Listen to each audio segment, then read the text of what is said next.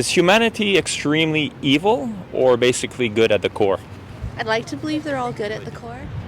Good. Good? Yeah. Good question. Honestly, humanity, you see, you can't really say if it's good or evil. It just really depends on the person.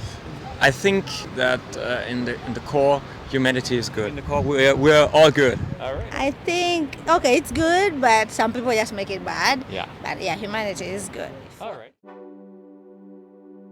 In the 20th century, one study reveals that up to 262 million people have died due to war, violence, and cruelty. Every year, around 56 million babies are aborted globally.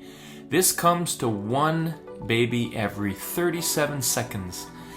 In only 5 years alone, the death toll from aborted babies exceeds the death toll of a whole century of war and cruelty and genocides. How much does it take until we realize we are not good? There has been over 40,000 terrorist attacks since 9/11.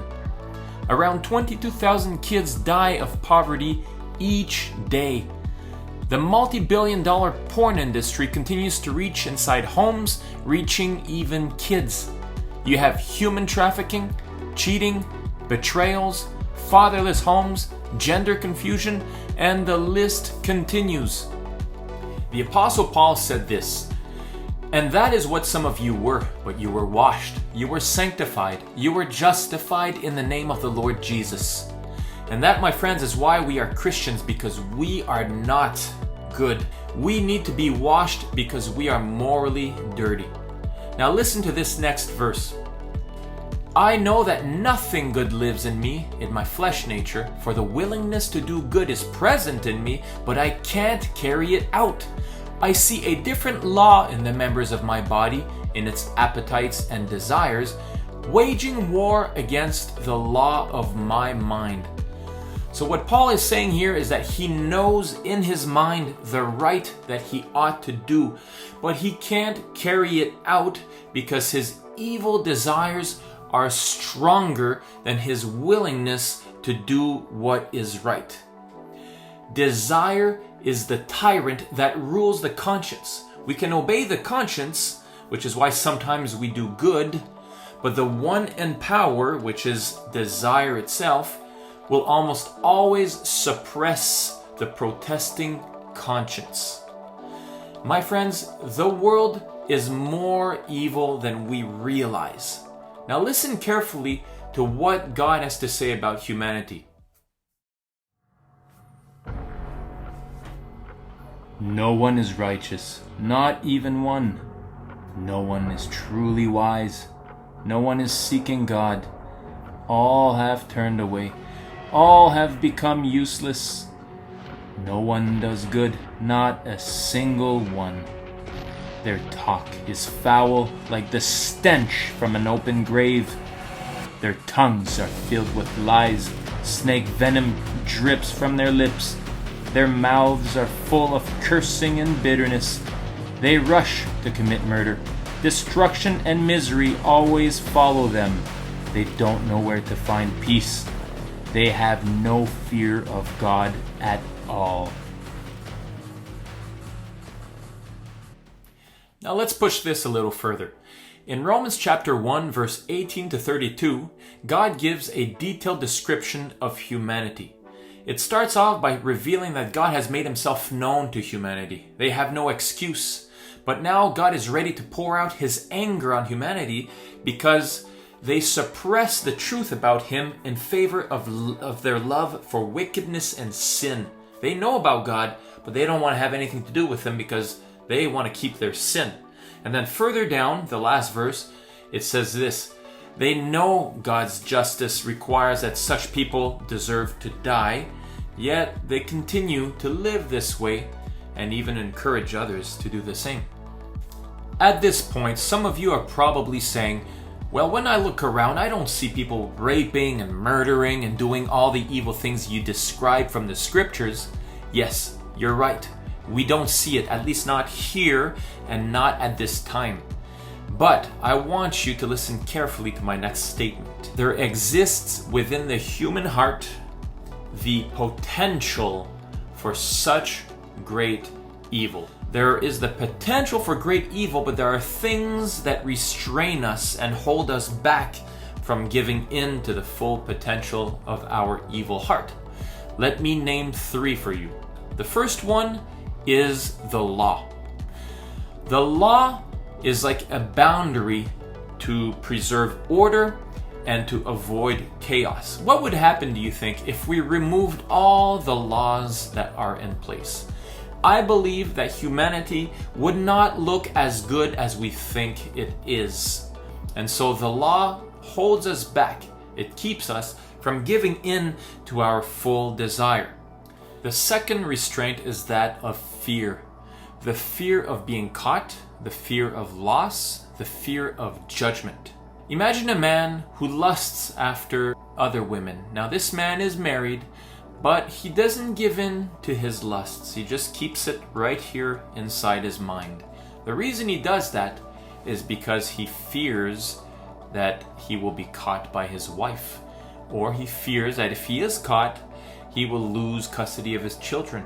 Or maybe he fears that his reputation will be ruined. And so what happens is he keeps it bottled up inside and doesn't give in to it.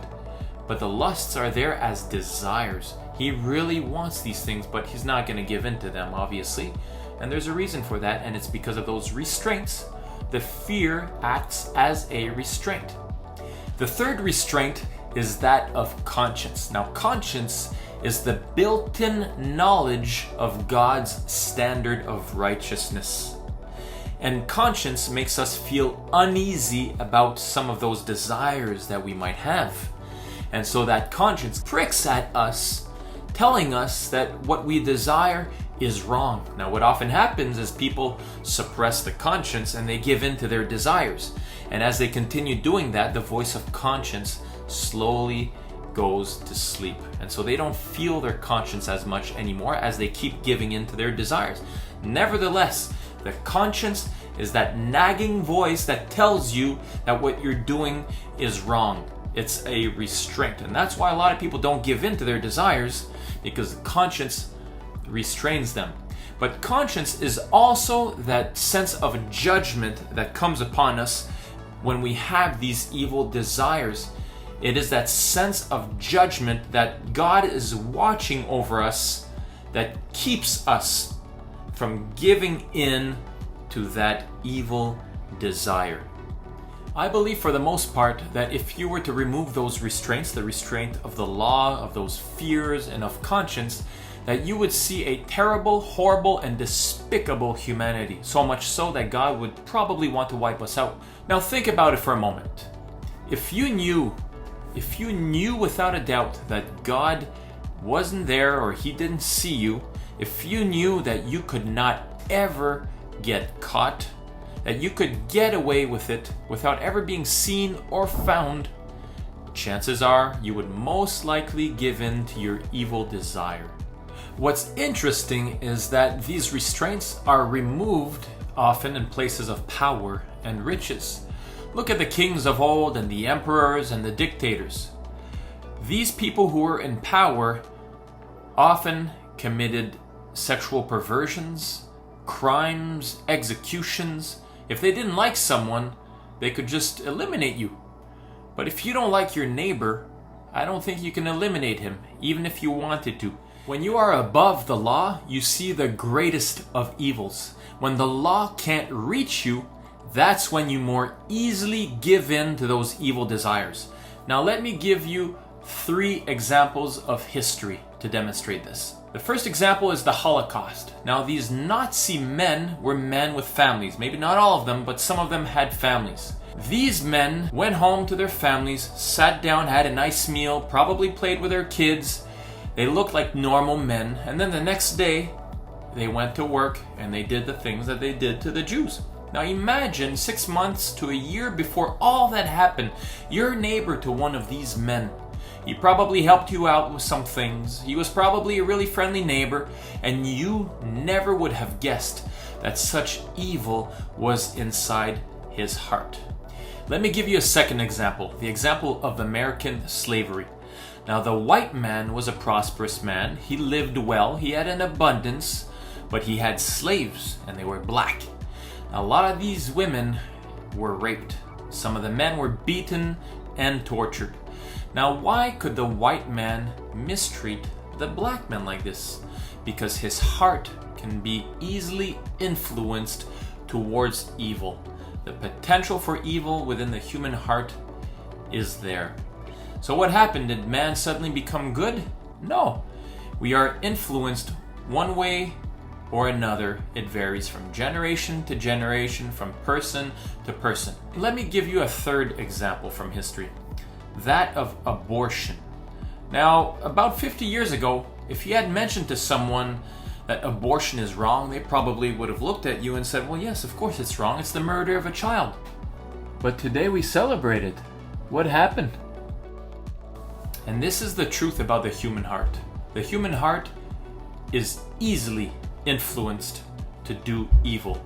With the right influences and the right circumstances, you can bring out the worst of evils from any person. You can look at a person and say, well, they've got good values, they've got good morals, but then at the same time they support something like a full-term abortion. They're in favor of ideologies and movements that are evil. And it makes you scratch your head. Why? Why these two things?